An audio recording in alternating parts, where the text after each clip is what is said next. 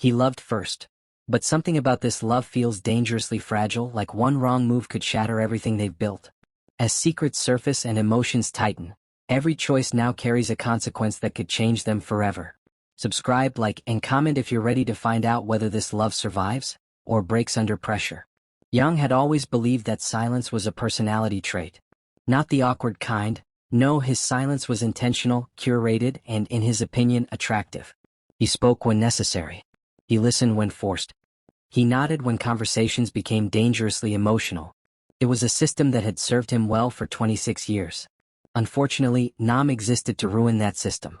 Yang, Nam said cheerfully, leaning against the doorframe of Yang's apartment like he owned the place. You left your umbrella at my place. Again. Yang glanced up from his phone. It wasn't raining. It was raining, Nam corrected. You just walked through it like a dramatic main character. Yang shrugged. I was busy. With what? Not drowning. Nam laughed, bright, unfiltered, annoying. Yang went back to scrolling. This was their dynamic. Nam talked. Yang existed. They had met 2 years ago under circumstances Yang preferred not to think about. Something involving a mutual friend, too much alcohol, and Yang accidentally confessing he didn't like sleeping alone. Nam had taken that information and built a permanent residence around it. Since then, Nam had slowly, quietly, thoroughly inserted himself into Yang's life. He remembered Yang's coffee order. He knew Yang hated loud places but loved crowded silence. Libraries, late-night cafes, rainy bus stops.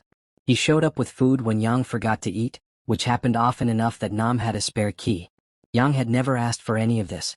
Nam had never asked permission. Yet somehow Nam was always there. Did you eat? Nam asked, already walking into the kitchen. Yang sighed. Why do you ask questions you already know the answer to? Nam opened the fridge. Empty. He hummed in disappointment. You didn't. I had coffee. That is not food. It had milk. That is a beverage lie. Nam pulled out his phone. I'm ordering takeout. Yang didn't protest. He never did. That was another thing. Yang didn't stop Nam. He didn't encourage him either. He just allowed him. Like a cat that wandered into your house and decided to stay. You didn't adopt it. You just moved in. Nam perched on the counter, swinging his legs. You were quiet today. I'm always quiet. No, Nam said. You were extra quiet. Like thinking about the universe quiet. Yang paused. He hated when Nam noticed things.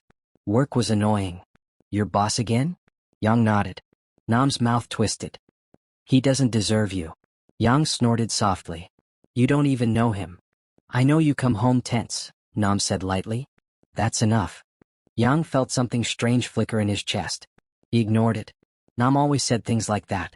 Casual devotion disguised as conversation. Yang assumed it was just Nam's personality, overly kind, overly attached, overly everything. It didn't mean anything, right? The food arrived. They ate on the couch, knees brushing. Nam talked about his day, about a coworker who tried to microwave foil, about a stray cat he wanted to adopt, about a new cafe opening downtown. Yang responded with hums, nods, occasional one-word answers. Yet Nam kept talking. He always did. Later, Yang stood to get water. When he came back, Nam had fallen asleep, curled sideways on the couch, head tipped back, mouth slightly open. Yang stared. This happened often too. Nam fell asleep everywhere. Yang's couch. Yang's bed. Yang's shoulder during movies. Like his body had already decided where it belonged. Yang sighed quietly. You're unbelievable. He tried to wake him. Nam. No response. Nam. Still nothing. Yang hesitated, then carefully tugged a blanket over him. The motion was gentle, instinctive. He froze afterward, hand hovering mid-air. Why did he do that? He told himself it was basic decency. Anyone would do it. Still, he stayed standing there longer than necessary. Nam stirred, eyes fluttering open. Yang? Go back to sleep, Yang said. Nam smiled, soft, unguarded, like Yang was something safe. Okay. He closed his eyes again. Something tightened painfully in Yang's chest. He stepped away, unsettled. That night, Nam stayed over. Again. No discussion. He took the left side of the bed, always the left. Yang lay rigid on his back, staring at the ceiling, hyper-aware of the warmth beside him. Yang? Nam murmured sleepily. What? Can I? Before Yang could respond, Nam rolled closer, an arm draping over Yang's waist like it had been there forever. Yang stiffened. Nam exhaled contentedly. Thanks. For what? For letting me stay. Yang swallowed. You didn't ask. Nam smiled against his shoulder. You'd say yes anyway. That annoyed Yang. Mostly because it was true. Morning came with sunlight and regret. Yang woke first as usual. Nam was practically glued to him, face buried against Yang's chest, leg thrown over his thigh. Yang stared at the ceiling, heart pounding. This was too intimate. Too familiar. Too much. He gently shifted. Nam groaned, clinging tighter. No, Nam muttered. 5 more minutes. Yang sighed, defeated. When Nam finally woke, he stretched, yawned, then blinked up at Yang like this was the most natural thing in the world. Morning. Yang's voice was hoarse. You drool? Nam gasped. Lies. Yang pointed. Nam wiped his mouth, then laughed. Okay, maybe a little. He didn't move away. He never did. They lay there, close, breathing the same air. Yang felt strange, heavy, comfortable, afraid. Nam, Yang said slowly, why do you do this? Nam tilted his head. Do what? Stay, Yang said. Put up with me. Nam's smile softened into something quieter. Because I want to. That's not an answer. It's the only one I have. Yang frowned. You could do better? Nam laughed softly. I don't want better. He shifted closer. I want you. Yang's heart stuttered. Before he could respond, Nam added brightly, now get up. I'm hungry. The moment passed, buried under routine and jokes and the comfort of familiarity. Yang told himself it was nothing. Nam stayed. And Yang, without realizing it, let him. He loved me first, Yang would realize much later. And I never noticed, until it hurt. Yang noticed something was wrong on a Tuesday. It was always Tuesdays. Mondays were too chaotic to feel anything, Wednesdays were fake optimism, and Thursdays were existential dread. Tuesdays, however, were honest. On this particular Tuesday, Yang came home to an apartment that was quiet. No music playing from his speaker. No shoes kicked off in the doorway that didn't belong to him. No Nam in his kitchen, humming off-key while committing crimes against proper seasoning. Yang stood there longer than necessary, keys still in his hand. Ha, he muttered. He checked his phone. No messages. No missed calls. No, did you eat? Text waiting to ambush him. Something itched unpleasantly in his chest. Nam was probably busy, Yang told himself. He had a life. Friends. Responsibilities. A whole personality outside of Yang's orbit. That thought was surprisingly uncomfortable. Yang shrugged off his jacket and went to the kitchen. The fridge was still empty. He frowned. Later that night, Yang realized 2 things. 1, he was hungry. 2, he had absolutely no idea what to do about it. He stared into the fridge like it might apologize and produce food out of guilt. It didn't. Yang ordered takeout. When it arrived, he ate half and stopped. The silence was louder than the TV. The couch felt too big. Annoyed, Yang texted Nam. Yang, you alive? 3 dots appeared. Then disappeared. Then nothing. Yang stared at the screen longer than he'd like to admit. The next day at work, Yang caught himself checking his phone. Repeatedly. Obsessively. Pathetically. Nothing. By Thursday, Nam finally texted. Nam, hey. Sorry I've been quiet. Work's been crazy. Yang typed, erased, typed again. Yang, you could have said something. 3 dots. Pause. Nam, you didn't ask. Yang frowned. That felt unfair. But also accurate. They didn't see each other that week. By the following Tuesday, Yang had developed a problem. He missed Nam. Not in a dramatic love song way. More like the way you missed your favorite mug when it cracked. Inconvenient. Irritating. Unsettling. When Nam finally showed up, it was unexpected. Yang opened his door to find him standing there, hands in pockets, smile slightly dimmer than usual. Hey, Nam said. Yang felt relief hit him so hard it almost made him angry. You disappeared. Nam laughed lightly.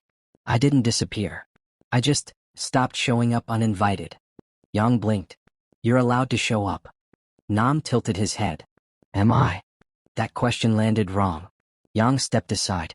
Come in. Nam did, but he didn't head for the kitchen. He didn't kick off his shoes like he lived there. He sat on the edge of the couch instead of sprawling. It was subtle. Devastating. Yang watched him carefully. You okay? Yeah, Nam said. Just tired. You're always tired. Nam smiled thinly. Different kind.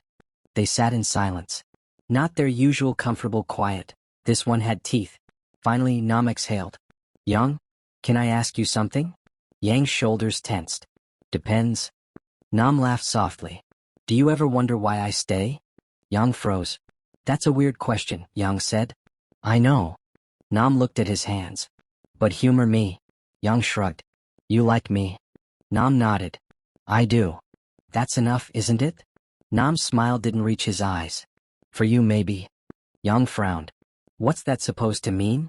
Nam leaned back, staring at the ceiling. I've been in love with you for 2 years. Yang's brain short-circuited.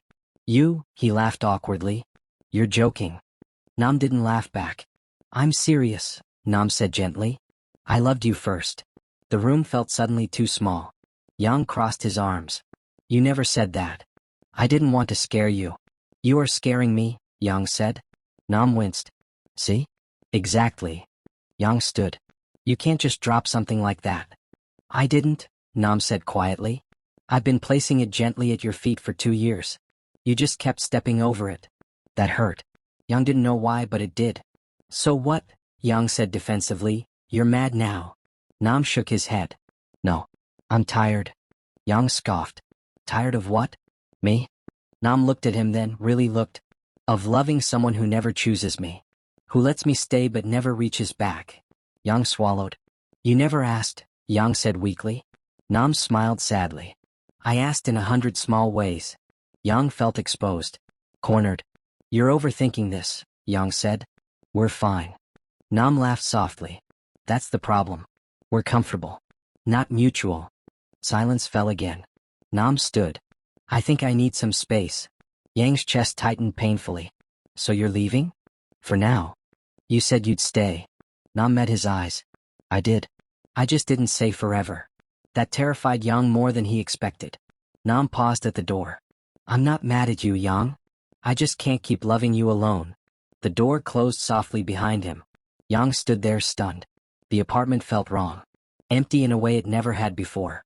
That night, Yang lay awake staring at the ceiling. No warmth beside him. No arm around his waist. No quiet breathing anchoring him to sleep.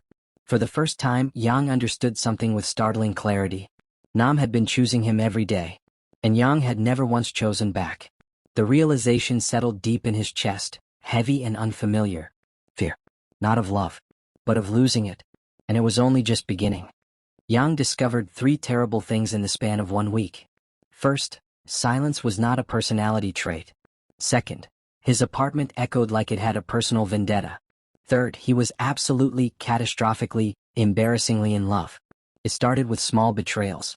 He reached for his phone to text Nam about a ridiculous sign he saw on the street. Stopped. Remembered. Stared at the screen like it had personally wronged him. He burned rice. Rice. Nam would have gasped dramatically and said, how do you mess up something that literally wants to be eaten? Yang ate it anyway. Alone. In judgmental quiet. At work, his boss criticized him and Yang almost defended himself. Almost. Before realizing Nam wasn't there to hype him up afterward with aggressive encouragement and overpriced coffee. That night, Yang lay on his couch, staring at the ceiling.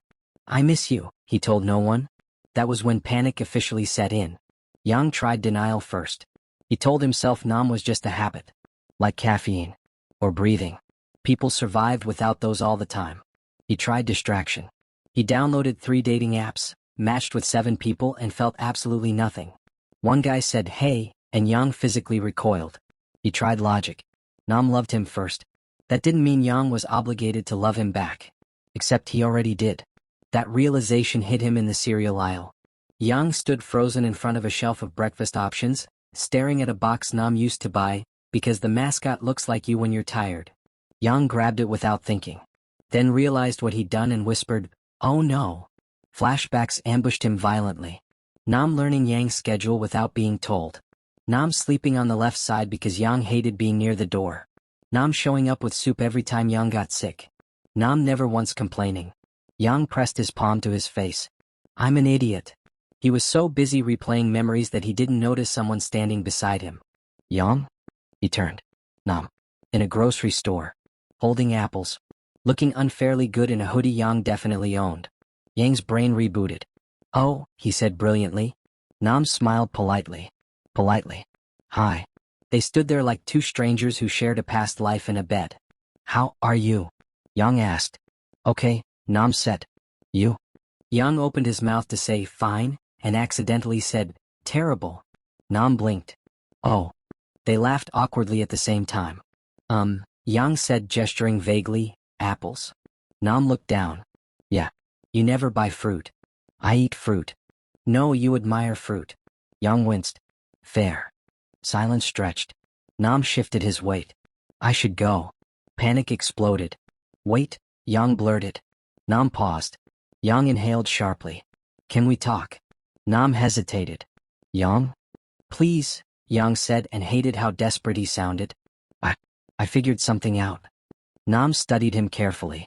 This isn't about you being lonely. Yang shook his head. It's about me being stupid. That got a small smile. They went to a nearby cafe, one Nam used to love. Yang noticed everything now, how Nam still ordered Yang's drink out of habit, how he stopped himself halfway through and corrected it. It hurt. Yang blurted, I love you. Nam choked on his drink. What? I love you, Yang repeated. I fell harder. Later. Like an idiot. The cafe felt very quiet. Nam stared at him. Yang? I know, Yang said quickly. I know this is unfair. You already did this. You already waited. I didn't even notice. Nam set his cup down slowly. Why now? Yang swallowed. Because you left. Nam sighed. That's not reassuring. I know, Yang said miserably. But I didn't realize what you were until you weren't there. And that's on me. Nam looked tired. I can't go back to loving you alone. You won't, Yang said. I swear. Nam raised an eyebrow. You're bad at swearing. Yang leaned forward. I'm bad at feelings. But I'm trying. Nam studied him. What changed? Yang laughed weakly. Everything. I miss you. I miss your voice. I miss you stealing my blankets and eating my food and making my life louder. He paused. I miss feeling chosen. Nam's expression softened. You were chosen, Nam said quietly. You just never chose back. Yang nodded. I am now. Silence stretched again, but softer this time. Nam sighed. You really fell harder, huh? Yang groaned. Don't say it like that. Nam smiled faintly. You're terrible. Yeah. Nam tapped the table. I'm scared. Yang nodded. Me too. I can't be your realization, Nam said. I need to be your choice. Yang met his eyes. Then let me choose you. Not because I'm scared to lose you, but because I want you. Nam searched his face. Slow, Nam said finally. We do this slow. Yang nodded immediately. Painfully slow. Glacial. Nam laughed. You hate slow. I'll learn, Yang said. For you. Nam stood. I'm not moving back in. Yang winced. That hurts. You deserve it. Fair. As they walked out together, not together but closer than before, Yang felt lighter. Terrified. Hopeful. Nam paused at the door. Yang? Yeah. Nam smiled, small but real. You really did fall harder. Yang smiled back. Worth the concussion.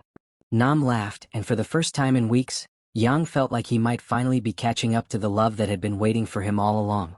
Yang discovered something alarming about love. It required maintenance. This was deeply offensive to him. Love, Yang had assumed, was like furniture. You acquired it, placed it carefully in your life, and occasionally dusted it when guests came over. What Yang was currently experiencing with Nam, however, felt more like adopting a very patient, very observant plant that required daily watering, sunlight, and emotional availability. Nam, for his part, watched Yang's efforts with cautious amusement. Yang was trying. Aggressively. He set reminders on his phone. Text Nam good morning, ask about his day, do not go silent for 6 hours. It was humbling. One morning Yang texted. Yang, good morning. Did you sleep well? I'm asking like a normal person. Nam replied.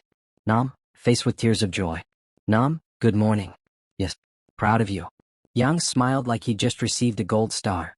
They were still going slow, Nam's rule. No falling back into old habits. No assuming affection instead of showing it. Yang hated it, but he respected it. They dated properly now. Actual dates. Yang planned them with the seriousness of a military operation. Their third date involved a picnic that went terribly wrong. Yang brought sandwiches. Forgot napkins. Sat directly on ants. Dropped Nam's drink. Apologized 17 times. Nam laughed so hard he cried. This, Nam said between laughs, is the most effort you've ever put into anything. Yang glared. I resent that. You alphabetized your spice rack last week. That was unrelated personal growth. Despite the chaos, Nam leaned against him, smiling contentedly. Yang felt good. Not anxious. Not afraid. Just present. That scared him a little. Weeks passed. Then months. Yang became someone who showed up. He called instead of texting when Nam sounded tired. He learned to say, I don't know how to help, but I'm here. He let Nam see him frustrated, insecure, even needy, which was mortifying, but Nam never mocked him for it. Instead, Nam softened. One night, curled together on Yang's couch, still no sleeping over, still Nam's boundary, Nam traced circles on Yang's wrist. You've changed, Nam said quietly. Yang tensed. Is that good? Nam smiled. It's real. Yang exhaled. I was afraid you'd get tired again. Nam looked at him seriously. I was afraid you'd stop trying. Yang met his gaze. I won't. Nam searched his face, then nodded once. Okay. That night, Nam stayed late. Really late. Suspiciously late. At 2 a.m., Nam yawned and leaned against Yang's shoulder. I might fall asleep. Yang froze. This was it. The moment. You can stay, Yang said carefully. If you want. No pressure. No expectations. I will literally build a pillow wall. Nam laughed softly. You're adorable. They went to bed together for the first time since everything changed. No clinging. No assumptions. Just warmth and quiet and a shared understanding that this meant something now. Yang lay awake, staring at the ceiling, Nam's breathing steady beside him. This is different, he thought. This is better. The next morning, Nam woke first. Yang felt the absence instantly. Panic flared, until Nam reappeared holding 2 cups of coffee. You're staring, Nam said. I thought you left, Yang admitted. Nam smiled gently. Not this time. Yang pulled him down into a kiss. Unhurried, sure, affectionate. Nam laughed against his lips. Good morning to you too. Later that week, Yang did something reckless. He invited Nam to a family dinner. This was bold. Dangerous. Possibly fatal. Nam raised an eyebrow. Are you sure? Yang nodded. I want you there. Dinner was chaos. Yang's aunt interrogated Nam. His cousin flirted with him. Someone asked when they were getting married. Yang nearly choked on his drink. Nam, however, handled it effortlessly, charming, calm, affectionate without being possessive. On the way home, Yang said quietly, You fit. Nam smiled. You noticed. Yang squeezed his hand. I notice everything now. They stopped walking. Nam turned to him. Yang, do you know why I stayed all that time? Yang nodded. Because you loved me. Nam shook his head. Because I believed you could love me back.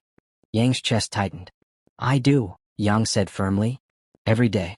On purpose. Nam smiled, the kind of smile that used to belong only to unrequited love, now softened by certainty. I loved you first, Nam said. Yang nodded. I know. And you fell harder. Yang grinned. I fell like a dramatic idiot down a flight of emotional stairs. Nam laughed, leaning in for a kiss. Worth it? Yang kissed him back, slow and sure. Every bruise. They went home together, no hesitation this time. As they curled up in bed, Nam sighed contentedly. You know, you don't scare me anymore. Yang smiled into his hair. Good. You feel safe now, Nam added. Yang held him tighter. So do you. And for the first time, Yang understood love not as something that stayed, but something you chose. Every day. Together.